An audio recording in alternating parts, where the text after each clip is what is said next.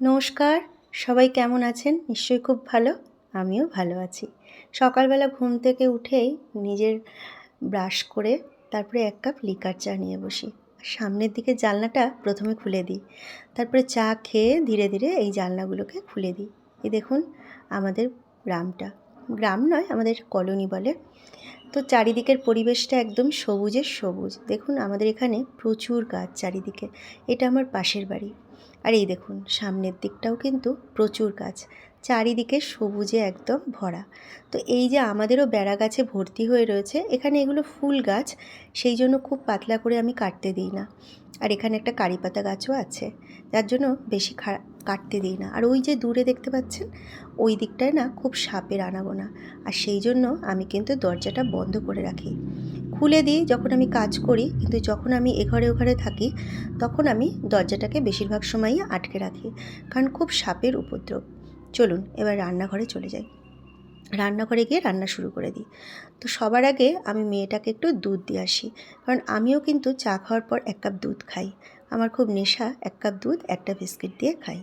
মেয়েটা যদিও আর বিস্কিট খাবে না, কারণ ও দুটো খেয়ে ফেলেছে।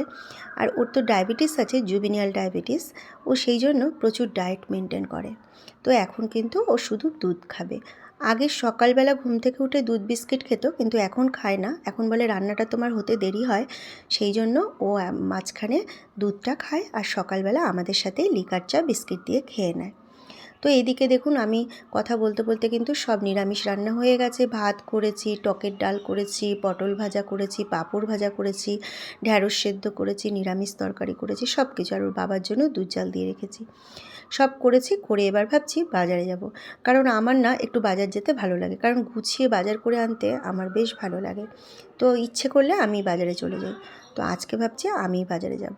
তো রান্নাটা সেরে নিয়ে আগে বাজারে যাচ্ছি, তারপরে এসে খেতে দেবো, দিয়ে সব কাজ করব। তো চলুন আগে বাজারটা করে আসি, তারপরে কথা হচ্ছে আপনাদের সাথে। হ্যালো বন্ধুরা, এখন বর বেরিয়ে গেল স্কুলে। আর আমি বাজার থেকে, দেখলে তো বাজারে গেছিলাম, তো বাজার থেকে ফিরে এসে ওদেরকে খেতে দিলাম, মেয়েকে বরকে খেতে দিলাম, নিজেও খেলাম। খাবার দাবার খেয়ে এখন ঘরের চারিদিক পড়ে আছে ছন্নছাড়া হয়ে। এগুলো গোছাবো, আর গোছাতে গোছাতেই ফোন দেখবো। তারপরে সব সেরে স্নান করে, হয়তো তার আগে আমি স্নানটাও করে নিই। অনেক সময় দেখা যায় কি, আমার ওপরে ঘরে ঠাকুর আছে, তো আমি নিচের ঘরটা পুরো এলোঝেলোই পড়ে থাকে, আমি ওপরে গিয়ে আগে ঠাকুর পরিষ্কার করে ঠাকুর পুজো করে নিই। আর ঠাকুর পুজো করে নিলে মনটা অনেক ভালো হয়ে যায়।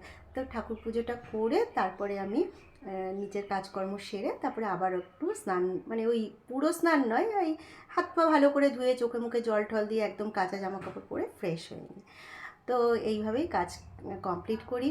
তো আজকে ভাবছি, যেহেতু শনিবার, নিরামিষ রান্নাবান্না করেছি, তো আমি আর দুপুরবেলা, নিরামিষ হলে না আমার বর একদম খাবার খেতে চায় না, মানে চালাকি করে যে খিদে নেই খিদে নেই। তো যাই হোক, আজকে কিন্তু আমি আর দুপুর, কালকেও রুটি করে দিয়েছি। তো আজকে আর দুপুরে কিচ্ছু করতে পারবো না, আমার ভালো লাগছে না। সে ব্যাংকে যাবে, আমারও একটু কাজ আছে। তো আমি ভাবছি যে ঠিক আছে চলো, তার সাথেই চলে যাবো, তাহলে আমার সময়টাও কম লাগবে, আর তাড়াতাড়ি ফিরে আসতে পারবো। সেই জন্য তার সাথে চলে যাবো ব্যাংকে। আমি আর দুপুরে খাবার টাবার করবো না, ভাত রেখে দিয়েছি, বলেছি ওই দিয়েই আজকে দুপুরে যদি খাও খেতে পারো, হয়তো খাবে না, যে যাই হোক সে দুপুরেরটা দুপুরে দেখা যাবে। তো চলো টাটা, আজকের মতো বিদায় নিচ্ছি। আবার দেখা হচ্ছে কোনো অন্য ভিডিওতে। সবাই ভালো থাকবেন, সুস্থ থাকবেন, এই কামনা করব। টাটা।